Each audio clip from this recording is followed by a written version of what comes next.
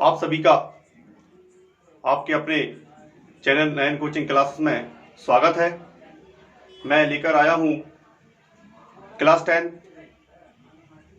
की मेथड बज्र गुणनखंड विधि, जिसे अपन कहते हैं क्रॉस मल्टीप्लेक्शन मेथड। दोस्तों, कल हमारी वीडियो नहीं आ पाई, इसके लिए क्षमा चाहता हूं। आज मैं आपके लिए बकायदा बहुत ही बेहतर तरीके से समझाने जा रहा हूं बज्र गुणनखंड विधि। तो बेटा, आप यदि वीडियो देख रहे हैं तो मेरे सबसे पहले एक रिक्वेस्ट है कि यदि अभी तक आदि आपने मेरे चैनल को सब्सक्राइब नहीं किया तो सबसे पहले सब्सक्राइब कर लें, क्योंकि यहाँ पर आपको 10th क्लास और 11th 12th सबका पूरा सिलेबस मिलने वाला है।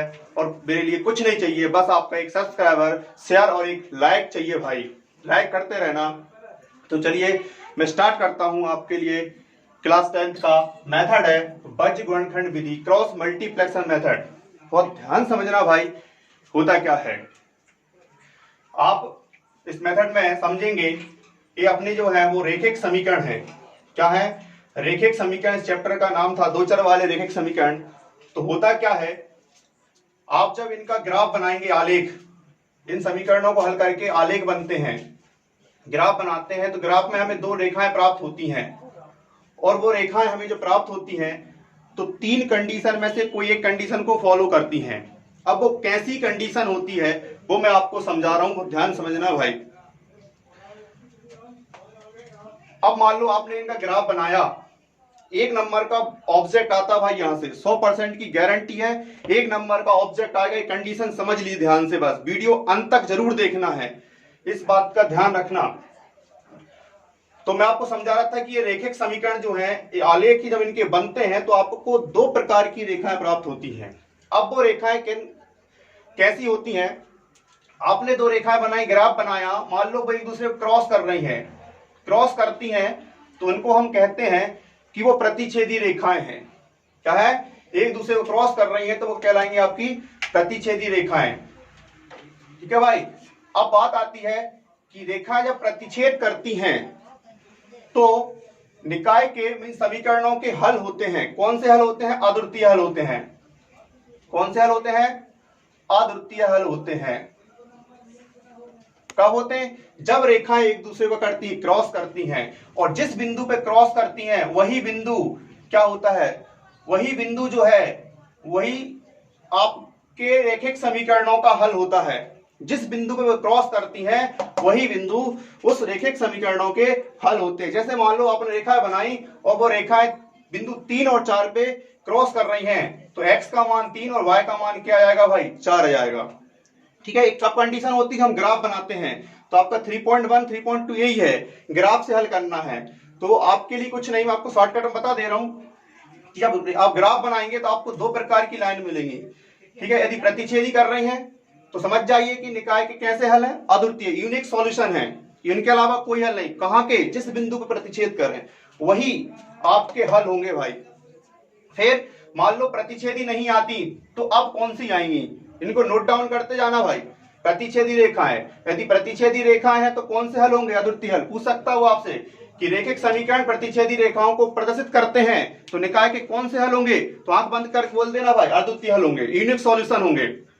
अब मान लो उसने कहा प्रतिच्छेदी नहीं, तो फिर कौन सी कंडीशन होगी? यदि मान लो रेखाएं कैसी आ जाएं, एक दूसरे के बिल्कुल समान आ जाएं, मतलब क्या कहते हैं उनको? समानांतर, समांतर रेखाएं। क्या कहते हैं उनको? समांतर। कि कितने ही मान रख लो समीकरण 1 और 2 में, हमेशा दोनों समीकरण अलग अलग रेखा को प्रदर्शित करते हैं और दोनों रेखाओं के बीच में हमेशा समान अंतर होता हो तो भाई उन रेखाओं कहते हैं समांतर रेखाएं। कैसी रेखाएं कहते हैं? समांतर रेखाएं। अब बात आती है कि यदि समांतर रेखा है तो हल क्या होंगे? तो भाई जब समांतर रेखा एक दूसरे को क्रॉस कहीं से कहीं नहीं कर रही तो समझ जाइए कोई हल नहीं है। क्या है? कोई हल नहीं होता। तो आपका एक ऑब्जेक्ट यहां भी बनता है, कैसा कि दो जो रेखिक समीकरण है यदि वो समांतर रेखाओं को प्रदर्शित कर रहे हैं तो उस समय आपके हल क्या होंगे? तो आप क्या कह देंगे? कोई हल नहीं, नो सॉल्यूशन। कोई भी हल नहीं होता भाई। बहुत ध्यान से समझ लेना, एक नंबर का वस्तु 100 नंबर बिल्कुल 100% आने वाला भाई। अब मान लो समांतर रेखाएं भी प्रदर्शित नहीं होती, ना ये क्रॉस, ना प्रतिच्छेदी, ना समांतर, तो अब एक और कौन सी रेखा होगी? तो भाई अब एक जो प्रकार है, मान लेते हैं कि आपकी जो रेखाएं हैं वो दोनों एक दूसरे को प्रदर्शित, आप उनको जब आगे बढ़ाते हैं दोनों रेखाएं एक ही रेखा को प्रदर्शित करती हो, एक के ऊपर एक हो जाती हो, मतलब क्या हो जाती हो भाई, समपाती हो जाती हो। क्या हो जाती हो, समपाती। तो जब समपाती हो गई तो समझ लो कि निकाय में समीकरण, निकाय के अनेक हल है भाई। कैसे हल है, अनेक हल है। अनेक हल का मतलब अनंत अनेक हल, जितने हल चाहिए उतने हल, मोर सॉल्यूशन, जितने निकाल लो उतने, तब जब समपाती हो। ठीक है, तो आपकी ये तीन कंडीशन थी, इनको बिल्कुल याद कर लेना। तीन की अभी इनको कम से कम वो 6 से 9 प्रकार 10 प्रकार से पूछता भाई, बहुत घुमा फिरा के, पर आपको यदि समझ में आ गई तो समझ लो कैसे ही पूछ ले। यदि वो कहे यदि रेखिक समीकरण अद्वितीय हल होते हैं तो रेखाएं कैसी होंगी, प्रतिच्छेदी होंगी। यदि प्रतिच्छेदी है तो हल कौन से होंगे, अद्वितीय। और अल्टरनेट करके पूछता है, यदि वो कह दे यदि रेखिक समीकरण के कोई हल नहीं है तो रेखाएं कैसी होंगी, आंख बंद करके कर देना भाई, संपात कैसी होंगी, समांतर होंगी। अब उसने पूछ लिया कि निकाय के मान लो अनेक हल हैं तो रेखाएं कैसी होंगी, समपाती होंगी। ये आपके खालिस्तान कहीं भी पूछ सकता है वो आपसे। ये तो आपकी हो गई रेखा के माध्यम से। अब मान लो कंडीशन क्या होती है, तो मैं आपको कंडीशन बताता हूं, इनको नोट डाउन कर लेना भाई। अब आते हैं अपन, ये समीकरणों की तीन शर्त होती हैं। ये तो थ्योरिकल पार्ट हो गया। अब इसने ऐसे नहीं पूछा तो कैसे पूछेगा भाई, यहां से पूछेगा। एक कंडीशन होती है तीन। पहली कंडीशन क्या है, a1 upon a2 is not equal to b1 upon b2। हम जब क्वेश्चन सॉल्व करेंगे ना तब इसी कंडीशन से होगा भाई। देख के करेंगे कहां कहां से कौन सी कंडीशन फॉलो हो रही है, ये वाली कौन सी, देखो कौन कौन सी कंडीशन है, बिल्कुल याद कर लेना 100% भाई आएगा। a1 upon a2 not equal बराबर नहीं b1 अपॉन b2, तो निकाय के कौन से हल होते हैं। यदि ये कंडीशन लग रही है a1 बटे a2 बराबर नहीं है b1 अपॉन b2, तो निकाय के कौन से हल होंगे, अद्वितीय हल, यूनिक सॉल्यूशन। ये यहाँ पे प्रतिच्छेदी रेखाएं हो तब भी अद्वितीय हल होते हैं। और यदि ये कंडीशन लग रही है a1 अपॉन a2 बराबर नहीं है b1 अपॉन b2, तो भी कैसे होते हैं, निकाय के अद्वितीय हल होते हैं भाई। फिर सेकंड कंडीशन कौन सी, मान लो ये नहीं लगी तो ये लगेगी, a1 अपॉन a2 बराबर नहीं है b1 upon b2, sorry a1 upon a2 बराबर है b1 अपॉन b2 बराबर नहीं है c1 अपॉन c2, तो निकाय का क्या होगा, कोई हल नहीं होता भाई इस कंडीशन में। यदि ये कंडीशन लग गई तो निकाय क्या होगा, कोई हल नहीं होता। ध्यान रखना कौन सी, a1 अपॉन a2 बराबर है b1 अपॉन b2 बराबर नहीं है c1 अपॉन c2, तो निकाय कौन सा हल होगा, कोई हल नहीं, नो सॉल्यूशन। यहां इतना कर दो, लिख दो कि समीकरण का कोई हल नहीं है, आपको इसके आगे इक्वेशन सॉल्व करने की जरूरत नहीं है भाई। फिर थर्ड नंबर की कंडीशन, a1 अपॉन a2 बराबर है b1 अपॉन b2 बराबर है c1 अपॉन, तीनों इक्वल हो जाएं, c1 अपॉन c2 तीनों बराबर हो जाएं, तो इस कंडीशन पे क्या होते हैं, निकाय के अंततः अनेक हल होते हैं, ढेर सारे हल होते हैं, जितने चाहिए उतने निकाल लो, मोर सॉल्यूशन होते हैं इस कंडीशन पे भाई। तो कंडीशन आपको बिल्कुल याद कर लेना। एक कंडीशन इसमें से कोई ना कोई से 100% आती है। अभी 2020 में आई थी ये कंडीशन, वो तो आती है। ठीक है, अब आपको बज्रगुणनखंड विधि की बात करते हैं कि आखिर इस मेथड से क्या होगा, तो इसका एक फार्मूला होता है हल करने का। इस मेथड में ही आपको इन कंडीशन के अकॉर्डिंग क्वेश्चन को हल करना पड़ता है, जो कंडीशन लगेगी उसके अकॉर्डिंग सॉल्व करना भाई। देखें तो आप कंडीशन को याद कर लेना कि ये वाली कंडीशन है तो निकाय के अद्वितीय हल होंगे, मतलब यूनिक सॉल्यूशन होंगे। यदि ये कंडीशन है तो निकाय का कोई हल नहीं होगा। यदि ये वाली कंडीशन लग रही है तो निकाय कैसे हल होंगे, जब तीनों बराबर हो जाएं तो अनंतः अनेक हल होते हैं।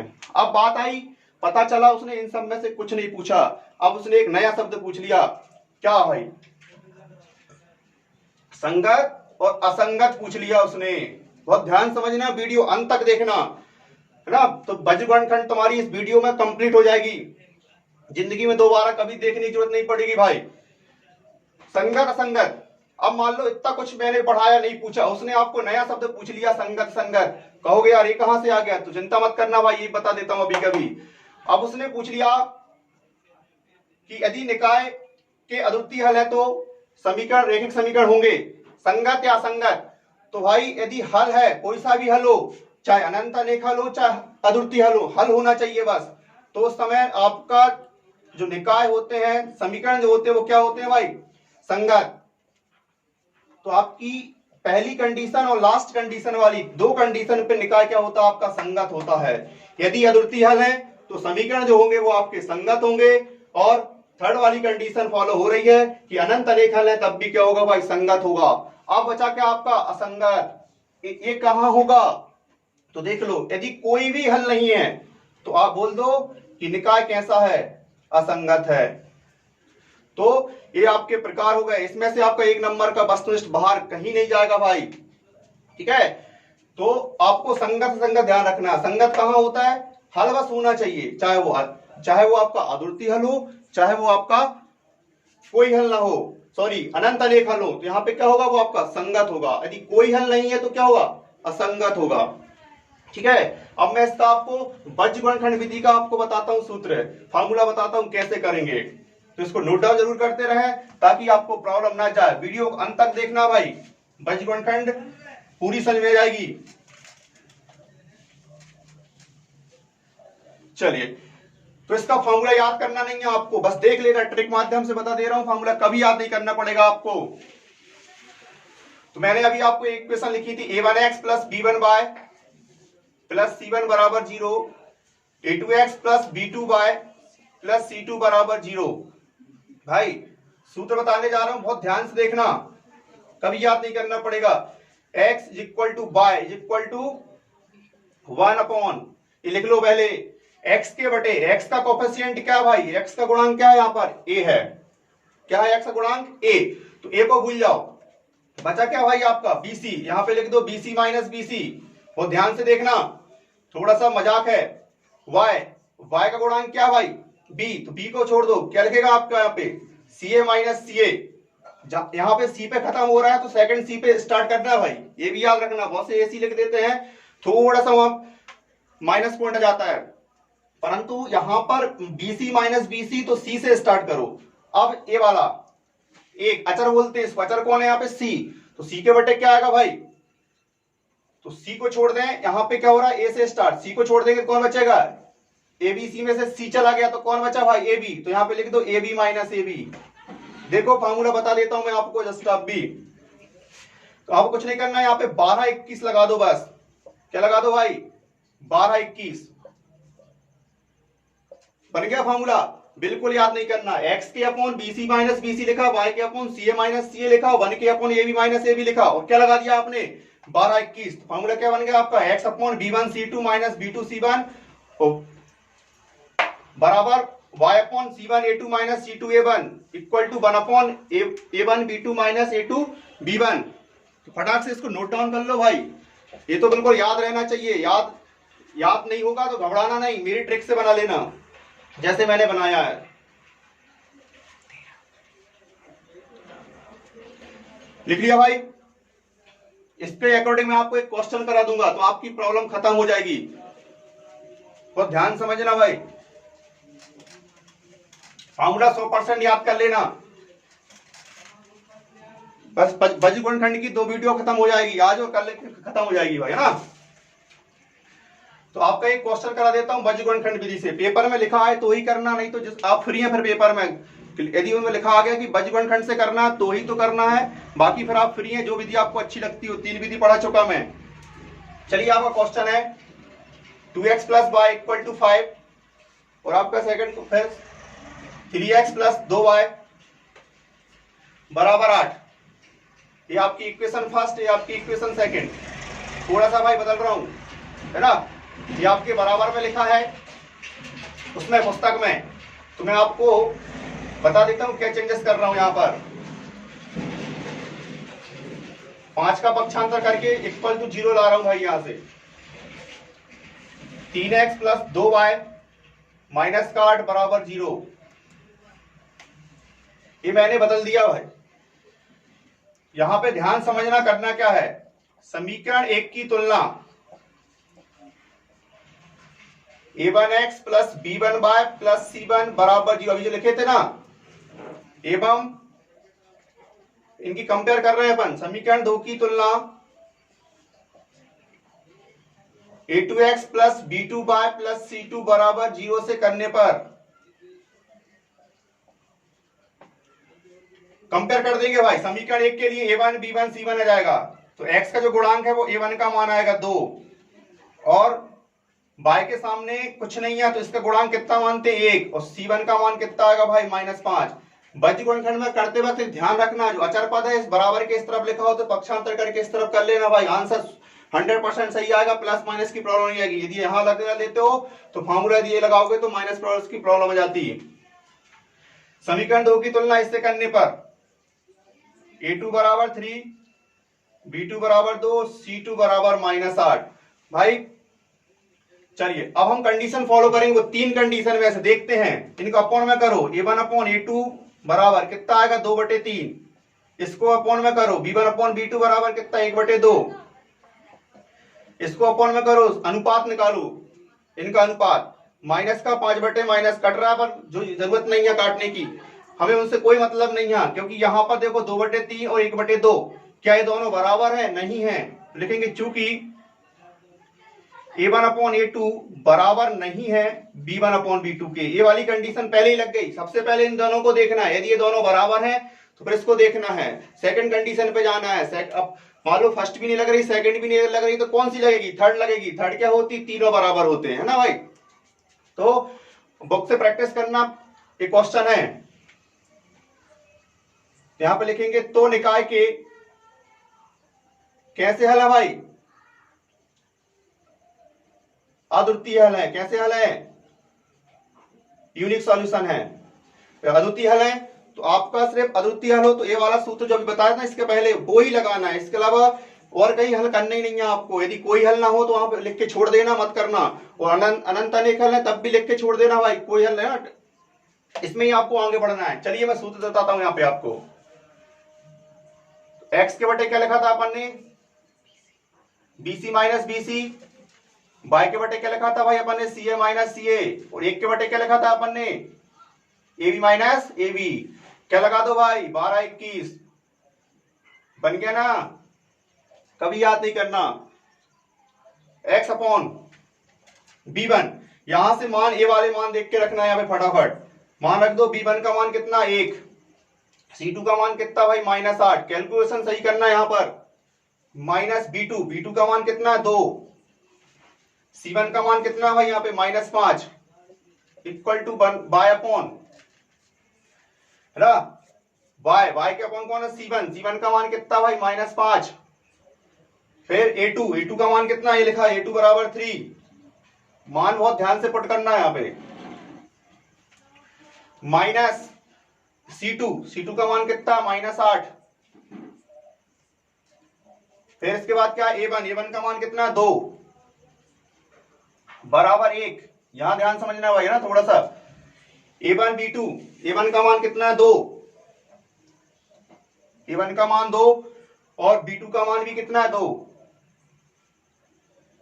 फिर माइनस a2 b1, a2 का मान कितना है? 3, a2 का मान कितना है? 3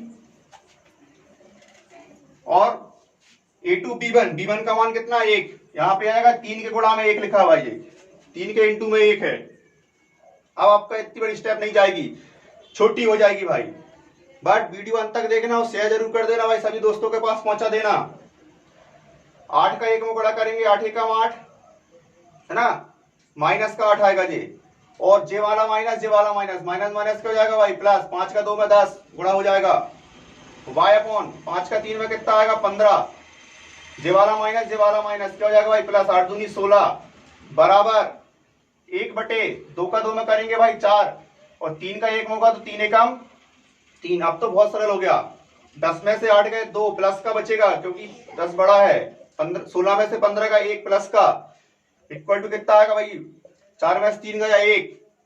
अब आपको छोटी सी स्टेप लिखना है यहाँ पे। x के मान के लिए, x के मान के लिए वैल्यू ऑफ x क्या आएगा? x upon 2 is equal to, यहाँ पे आपको दोनों अचर पद के बराबर लिखना है, क्योंकि संख्या यहाँ पे 1/1 है। हो सकता है जब सेकंड को दूसरा क्वेश्चन करो तो यहाँ पे संख्या अलग आए, तो x/2 और अचर पद को लिखना लास्ट वाले को, बहुत ध्यान सुनना भाई।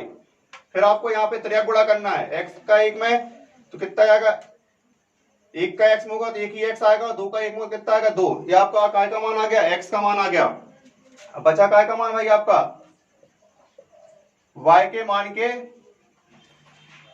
लिए, तो y upon 1 is equal to 1/1 ही है, तो 3 गुणा करोगे तो क्या y का 1 में y आएगा और 1 का 1 में क्या करोगे 1 ही आएगा, तो क्या आ गए आपके। अतः x बराबर 2 और y बराबर कितना आ गया भाई 1। ये दोनों आंसर आ गए। चेक कर लो भाई, यही है इनके हल। तो आपको ध्यान रखना है, बार बार इस वीडियो को देख के हल कर लेना और इसके बाद आप खुद से प्रैक्टिस कर लेना भाई, तभी बनेगा। मतलब खुद से पढ़ने की कोशिश करना है, 100% बन जाएगा सवाल। तो इसके आपके कम से कम 3-4 सवाल इसी मेथड के करके देख लेना, और ना बने तो मुझे जरूर कमेंट करना भाई, मैं फिर से करवा दूंगा। इस वीडियो में इतना ही, अगले सवाल अपन नेक्स्ट वीडियो में करते हैं। धन्यवाद।